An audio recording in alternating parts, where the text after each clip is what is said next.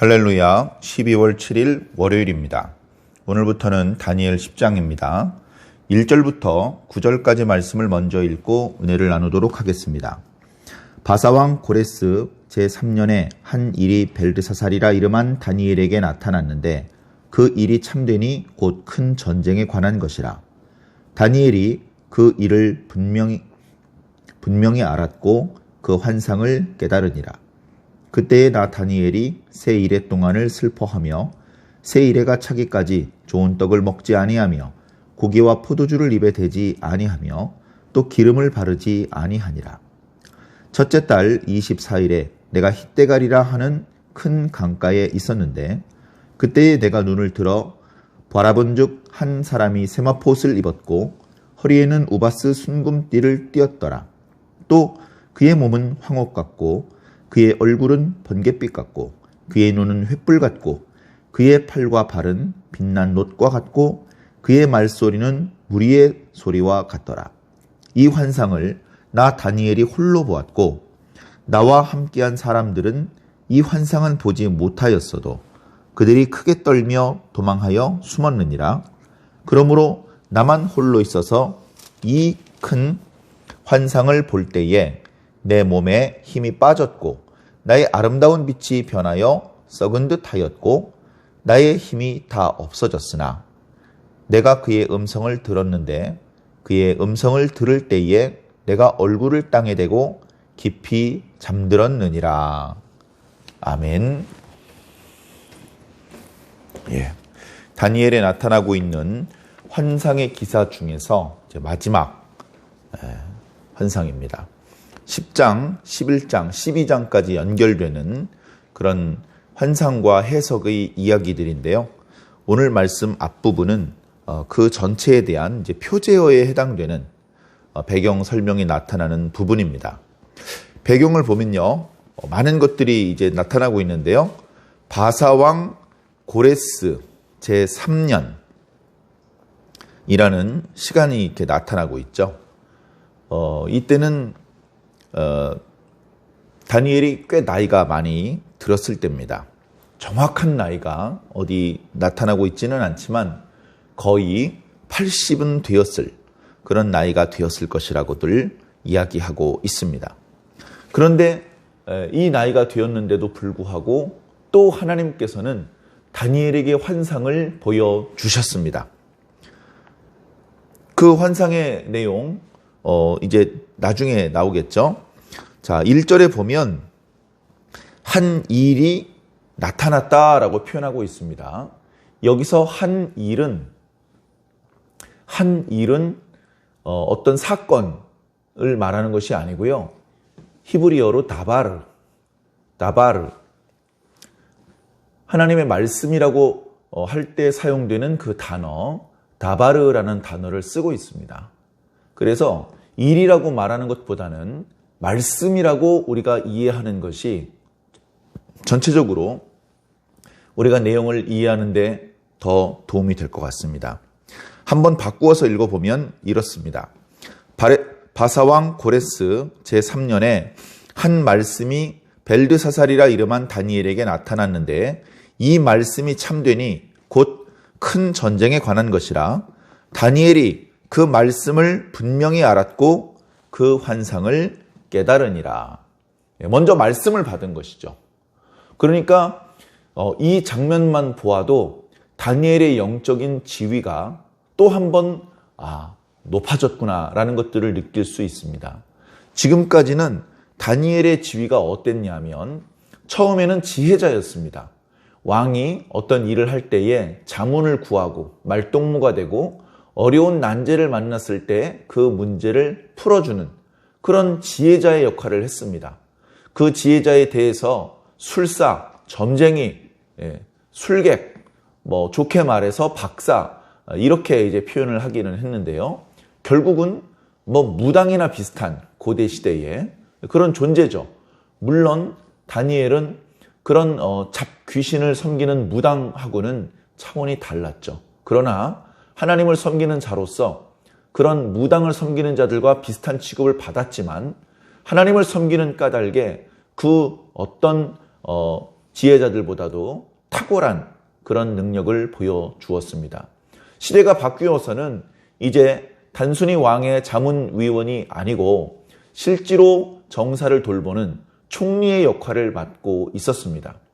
상당히 오랜 기간, 특히 바벨론이 멸망하며 바벨론의 시대에는 겨우 지혜자로서 활동할 정도였지만 이제 메대와 바사의 시대가 되었을 때에는 총리로서 고위 관직으로 나라를 위해서 봉사하는 그런 입장이었습니다.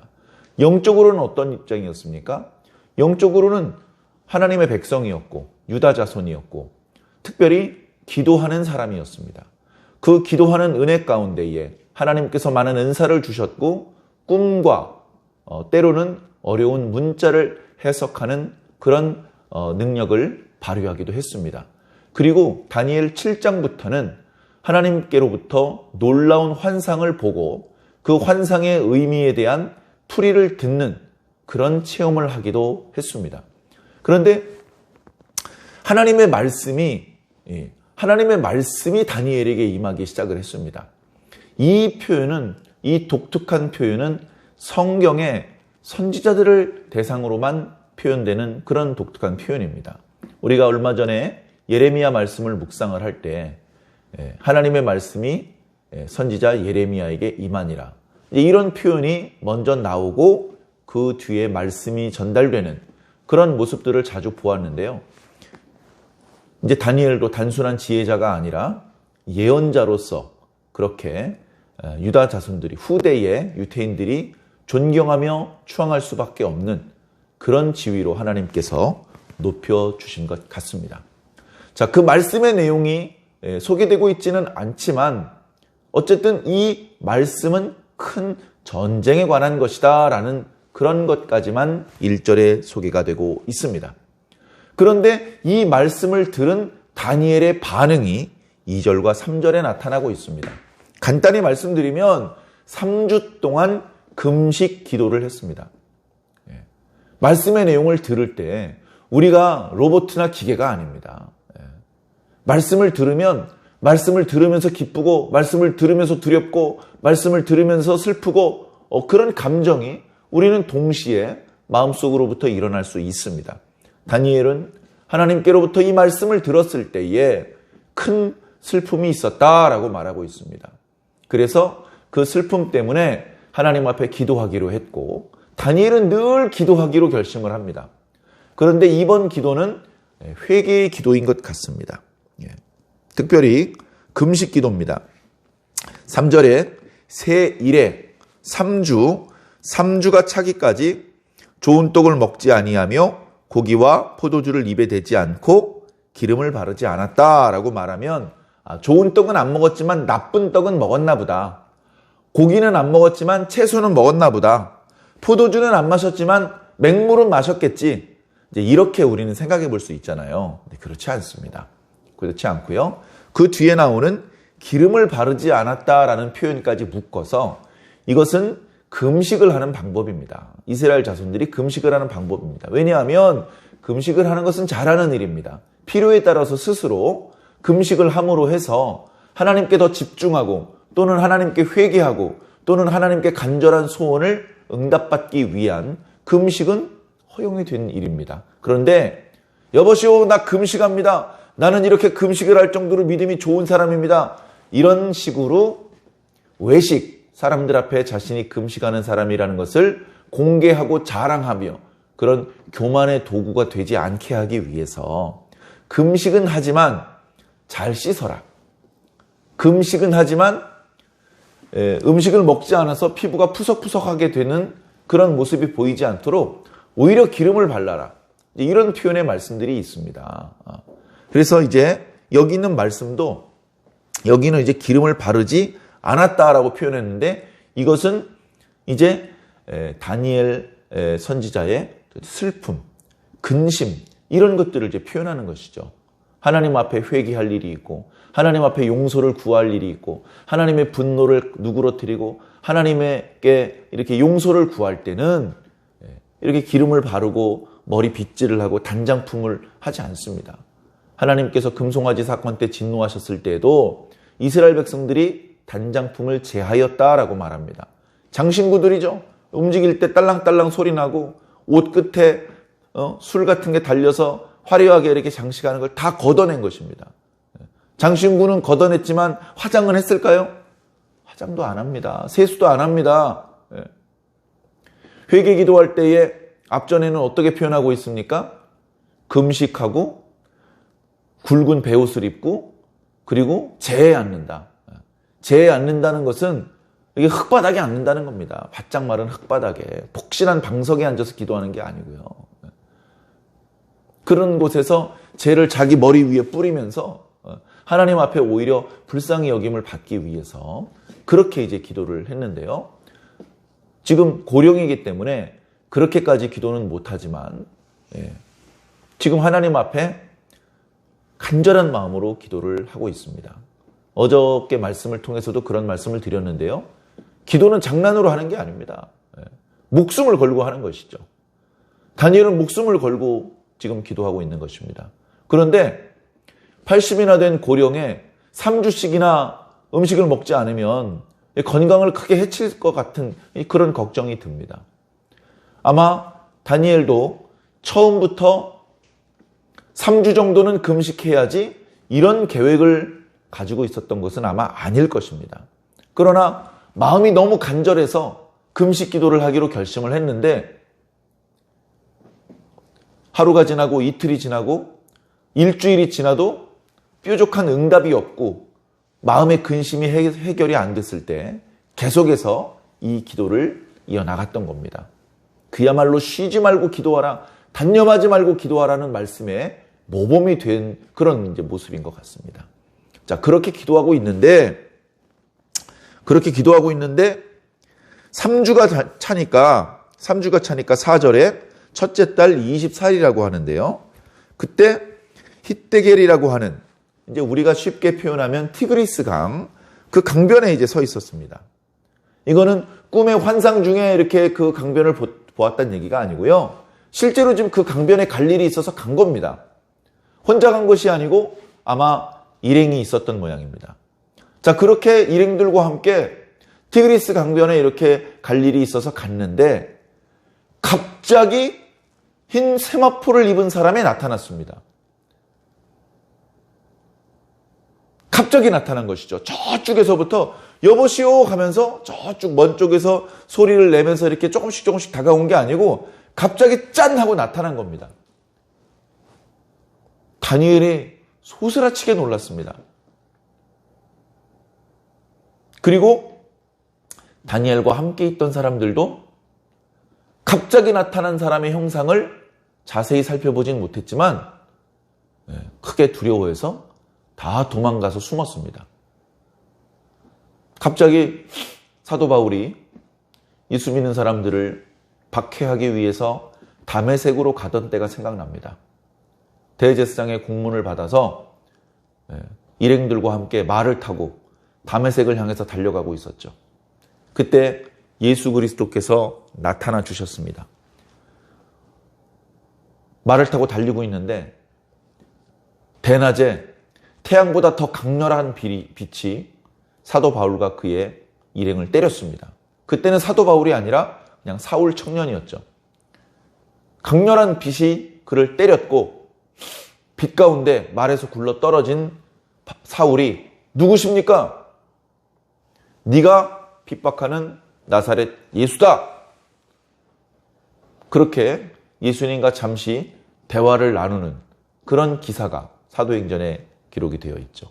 그 기사에서도 보면 사도 바울은 예수님을 만났고 예수님과 묻고 답하는 그런 상황이었습니다. 그러나 함께 따라갔던 사람은 빛은 보았고 무슨 천둥 소리 같은 울림 소리는 들었지만 구체적인 말소리로 알아듣지는 못했거든요.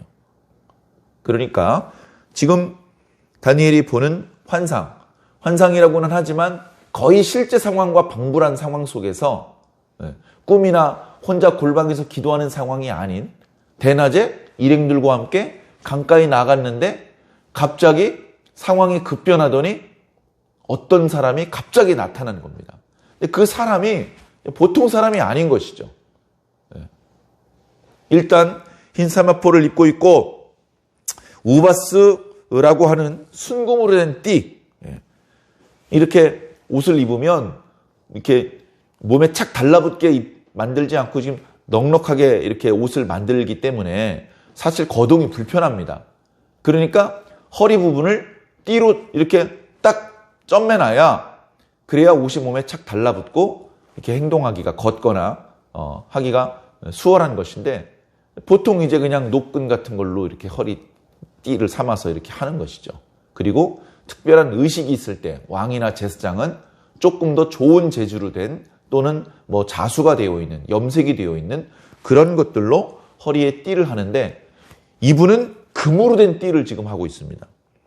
그리고 야, 이게 누구지? 깜짝 놀랐네 하면서 자세히 보니까 몸은 황옥 같고 얼굴은 번갯빛 같고 눈은 횃불 같고 그의 팔과 발은 빛난 놋과 같고 그의 말소리는 무리의 말소리와 같더라. 보통 사람이 아니죠. 최소한 하나님께로부터 온 사람입니다. 그래서 이 사람을 가브리엘이다, 구약에 나타난 예수 그리스도다, 그냥 천사다, 하나님이다, 여러 가지로 이제 말할 수 있습니다. 근데 그게 중요한 건 아닌 것 같아요. 그게 중요했다면 이분이 누군지 성경에 기록이 됐을 겁니다. 그게 중요한 게 아니죠.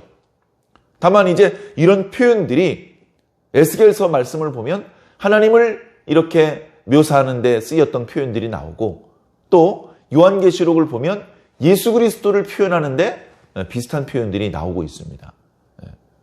근데 이분이 정확히 누구인지가 중요한 건 아닙니다. 그런 분이 나타났습니다. 나타났는데, 자, 7절에 이 환상을 나 다니엘이 홀로 보았다. 나와 함께한 일행이 있었는데 일행들은 환상을 제대로 보지 못했지만 그러나 두려워서 크게 떨며 도망하여 숨어버렸다. 그래서 나 혼자 강가에 남겨졌고 나 혼자 이 환상을 본 것이다. 8절에 보니까 나만 홀로 있어서 이 큰 환상을 보는데 내 몸에 힘이 빠졌고 나의 아름다운 빛이 변하여 썩은 듯하였고 나의 힘이 다 없어졌다.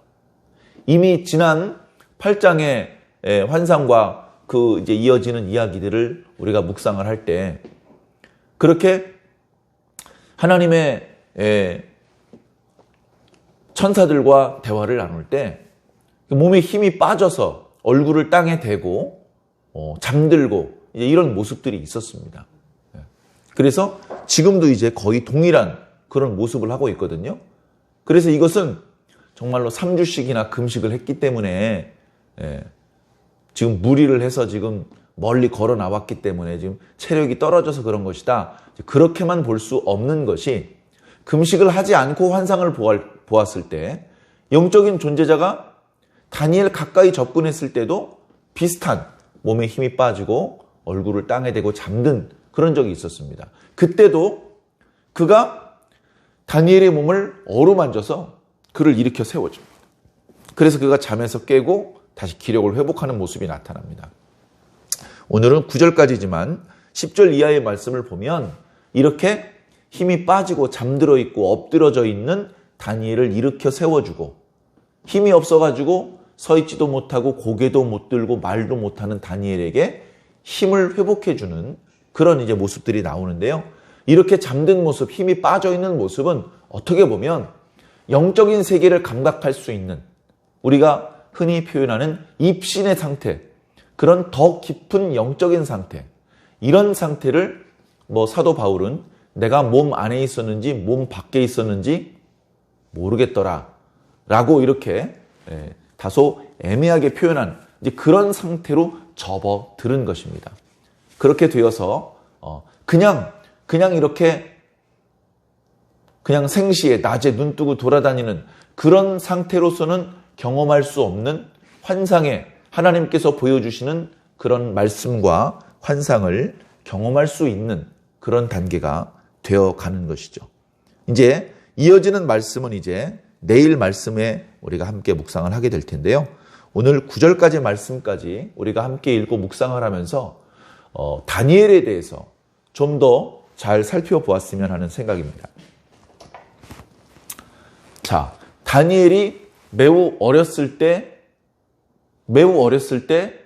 부름을 받았습니다. 매우 어렸을 때. 그러니까 다니엘이 어렸을 때 포로가 되었는데요.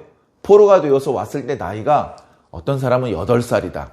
8살을 어떻게 일을 시켜? 15살은 됐을 거야.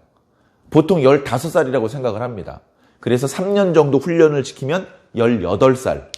그러면 이제 훈련이 끝나면 곧바로 뭔가 일을 시킬만 하죠. 어른들과 대화도 할 수 있고 무슨 말을 하면 알아듣고 또 알아서, 그리고 키도 크고 어느 정도 힘도 있어서 정상적으로 이제 일을 할 수 있는 상태가 되었죠. 그래, 15살 때 유다에서 잘 살고 있던 귀족 자제가 갑자기 나라가 망하면서 바벨론에 포로로 끌려왔습니다. 그러고서 지금 페르시아의 시대가 돼서 고레스 왕 3년이 되었습니다. 지금 다니엘이 오늘 말씀에 나타나고 있는 다니엘, 처음에 포로로 끌려왔을 때로부터 69년이 흘렀습니다. 69년. 그러면 나이가 대충 70, 84세 정도 됩니다. 15살에 바벨론에 왔었으면. 그 다음에 다니엘이 7장에 보니까 전에는 꿈만 해석하고 문자만 해독을 해주다가 이제 첫 번째 환상을 본 지 20년이 되었습니다. 첫 환상을 보고서 두 번째 환상은 2년 있다 보여주셨고, 그리고 지금 또 20년이 지났습니다. 그리고 다니엘이 총리로서 이렇게 고위 관직자로 활동을 하던 것은 고레스 왕 1년까지입니다. 그러니까 은퇴한 지 2년 됐네요. 그래서 나이는 84세고 포로로 끌려온 지 벌써 69년이나 됐고, 첫 번째 환상을 본 진 20년, 관직에서 은퇴한 진 2년. 그리고 이때 어떤 일이 있었냐면요. 페르시아 고레스 왕이 원년에 유다 백성들은 예루살렘으로 올라가서 성전을 재건하라, 이런 조서를 내립니다.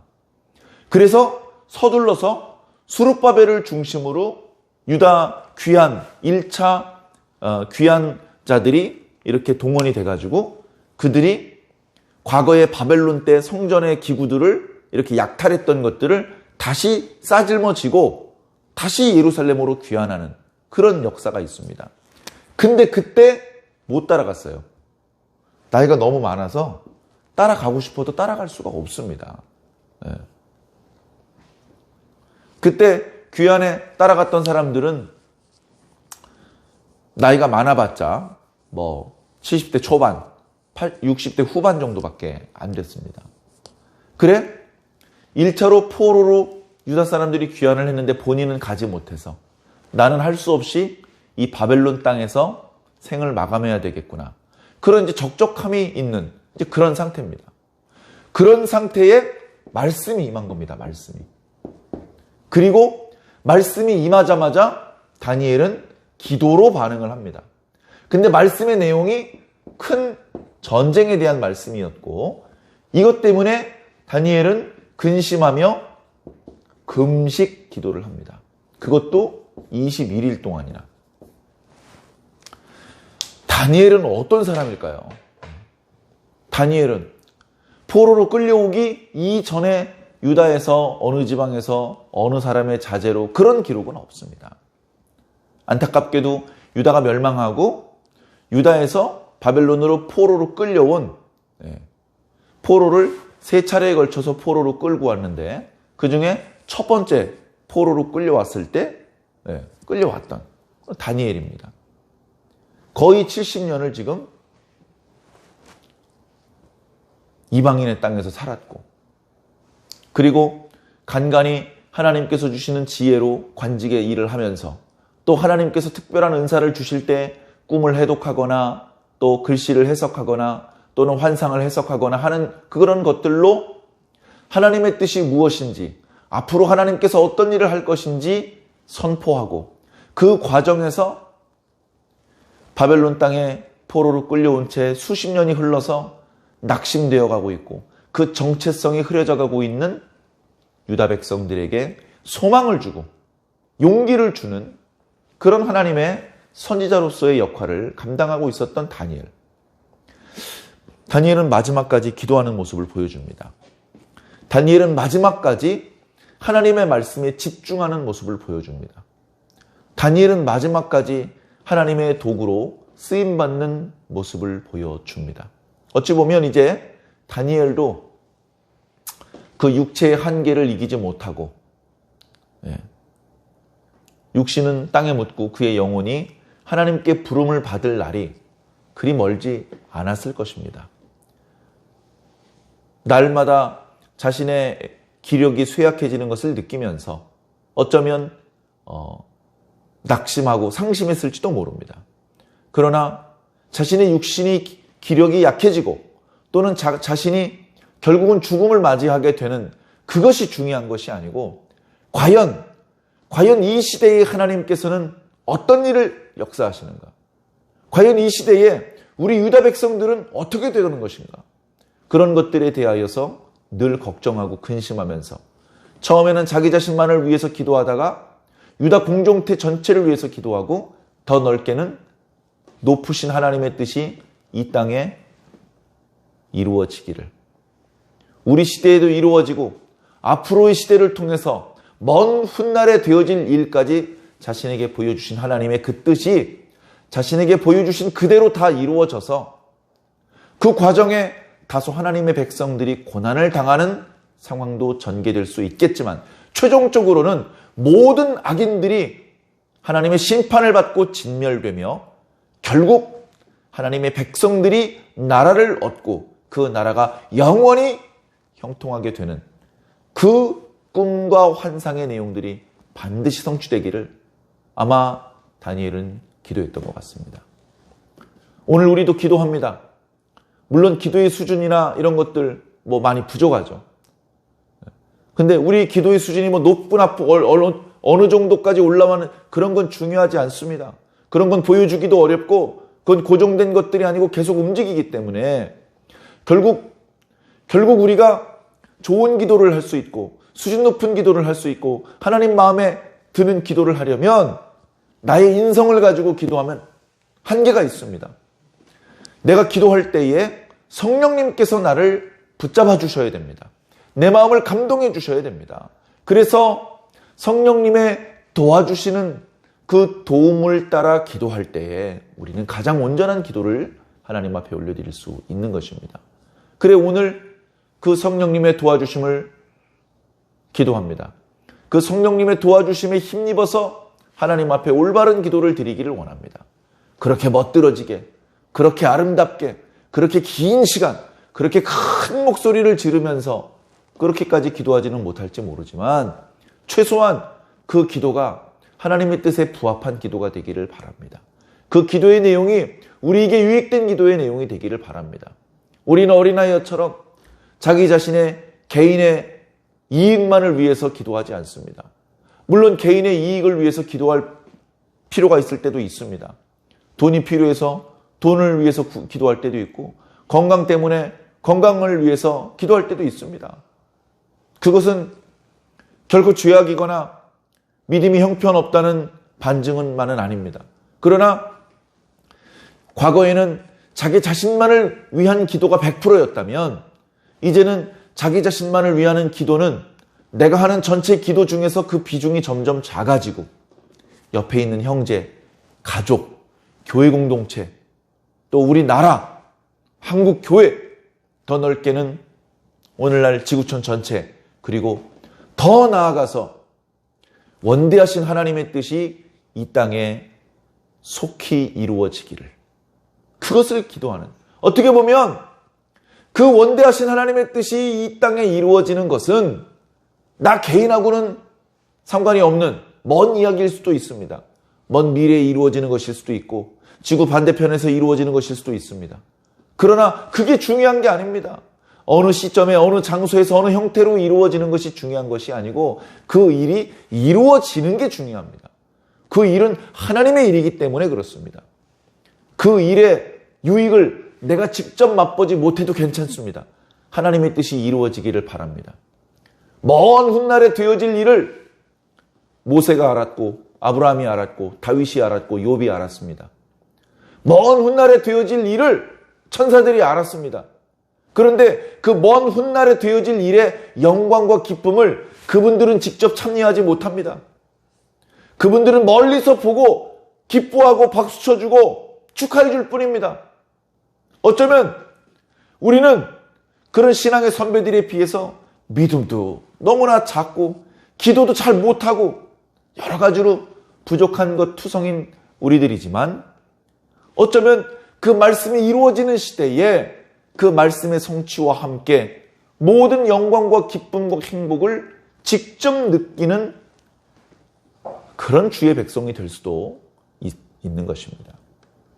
항상 겸손하고 하나님께서 어떻게 일을 하기를 원하시든지 우리는 하나님의 뜻에 우리들의 마음과 우리들의 생각과 우리들의 몸과 우리 인생 전체를 맡겨서 하나님과 함께 고난도 당하고 하나님과 함께 웃고 기뻐할 수 있는, 하나님 앞에 섰을 때 눈물이 흐르더라도 이내 하나님의 손에 의해서 닦아주심을 입을 수 있는, 그리고 그 이후로는 영원히 행복하게 될 그런 참된 하나님의 백성이 꼭 되시기를 주님 이름으로 간절히 축원합니다. 기도하겠습니다.